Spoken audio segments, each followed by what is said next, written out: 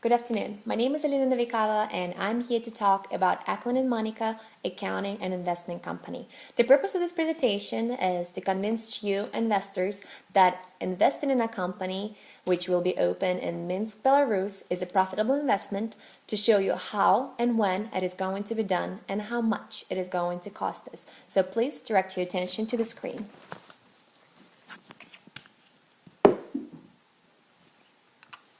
Ackland and Monica Account Investment Company is a startup company. It will be operating in Minsk, Belarus, and will be offering accounting and financial services to businesses and individuals.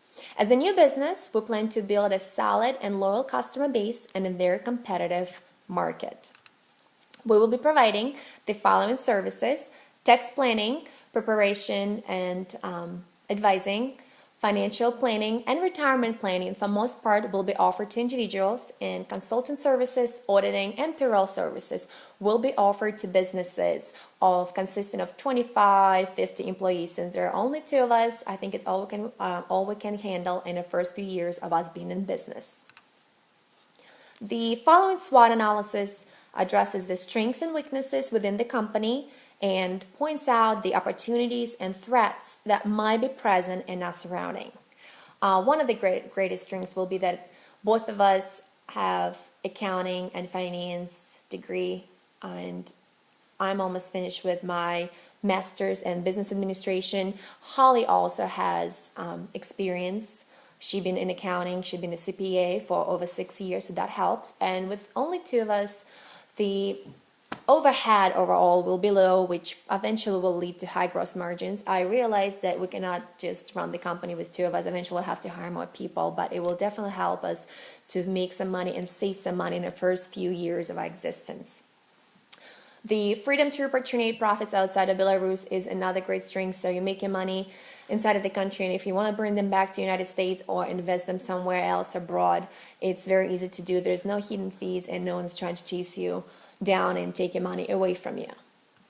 The biggest weakness of the startup, of course, is no existing customer base. So we will have to spend some money on a marketing campaign, and we're thinking about utilizing social media even before we open a business and open our doors to our customers. It's free. There's plenty of tools we can utilize. Facebook is being one of them, and even linked.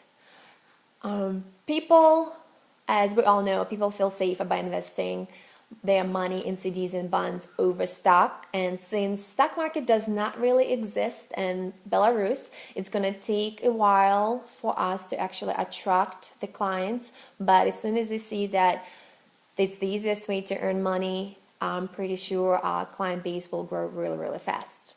When talking about accounting side of the company, we cannot really do a lot with pricing. It's very limited flexibility in pricing because we still have to make money and pay our bills, and almost everybody else is offering the same service. So price will probably be the same as our competitors. Maybe in the first year or so, we're thinking about offering 10% discounts, or even if you tell someone about us, we will give you free maybe advising, planning advice or something like that. It should help to build the customer base.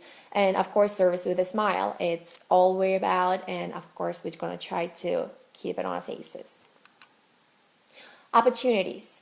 As I mentioned earlier, the investment and stock market doesn't really exist in Belarus, so I think there's a huge field of advantages if we're going to be one of the first companies who is going to provide this kind of service. Superior location.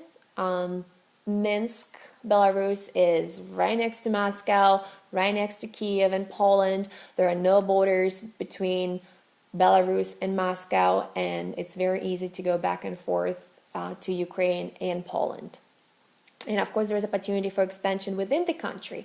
There are 6 free economic zones within the country. It's kind of like little states, but the huge advantage that Belarus has compared to opening the business in Delaware and then moving to Pennsylvania, you do not need to get a new business license. You can go ahead, start your business in Minsk, and then later on, if you feel like you're very popular and there's a high demand for your kind of services in another region, you can just go ahead, move in a different region, just spend some money on getting office space, and you're just hitting the ground running, which is great. Threats, the biggest threat for us and any business, of course, is economic uncertainty. You never know what is going to happen tomorrow. That's something you cannot control. But the way we can address and help it is by making sure we always have money in the bank account. If we hit bad times, we can definitely still pay our bills and not go out of business. Belarus has kind of high inflation rate. It jumped from 3,000 rubles for $1 in May of 2008 to about 8,000 rubles in August of 2008. It didn't change much in the past 5 years. It's on average $8,400, 8,400 rubles right now. But I noticed that in the last year, the real estate market went on a rise. They went from selling apartments for $900 per square foot to about $1,900. So it says that economy is actually stabilizing. That company will have direct and indirect competitors. It's the same as in the United States, of course, software programs run in the accounting market, and especially for individuals, because it's easier, it's cheaper. It doesn't always guarantee the biggest and the most accurate return, but sometimes people just prefer to do that. So VashBalance is a well-priced computer program used by small businesses and individuals, so that's going to be one of our indirect competitors. And we also have a few direct competitors, which we found out after doing the research. It will be Financiava Gavin and also Promo Audit. The company's been in business for a few years now, so they have a very nice established customer base, and they also have a great reputation. So to help to make a name for ourselves, we came up with a marketing strategy, and it all starts with a mission, of course. Our mission is to help customers to meet their financial goals and for the company to have profit increase on an annual basis. We will provide superior services customized to satisfy and exceed the needs of our customers at affordable and competitive prices. We will attempt to consistently be perceived as a company that is professional, dependable, accurate, and always provide service with a smile. To help us to reach our mission, we developed 3 strategies: differentiation strategy, advertising and promotion strategy, and expansion strategy. Expansion strategy is something we're looking forward to, and it's not going to be addressed not at least till year 3 or so. As soon as we make a little bit of money, we're actually thinking about moving to different regions. As I mentioned earlier, it's easy to do, just need to lease a new space. So if we have a great employee staff, we'll probably just promote one of our employees and let them run a different location. So to open this business, we will require about $100,000. $50,000 will be contributed by the owners, and we're actually looking for another $50,000 being contributed by you investors for 10% of the company. The initial outflow will consist of fees for business license, marketing campaign, equipment, and office lease. And as I mentioned, lease in Minsk, Belarus is not high, so we do not think that it's going to be a high expense. It's about $10,000 a year, which is great.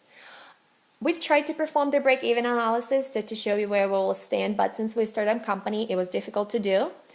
We just figured out that our fixed cost will be higher than our variable cost, of course, and this is the result of our fixed cost, including price of a leased property, computers and technology expenses, and our salaries. And variable costs will include future seasonal employees' wages, travel and other per job-based expenditures, and utilities. After careful consideration, we came up with the following sales forecast for the next 4 years. As you can see, we did not expect to make a lot of money in the first year, since we're new, we're a startup. It's going to take a while for the word to get around that we exist and we're great at what we do.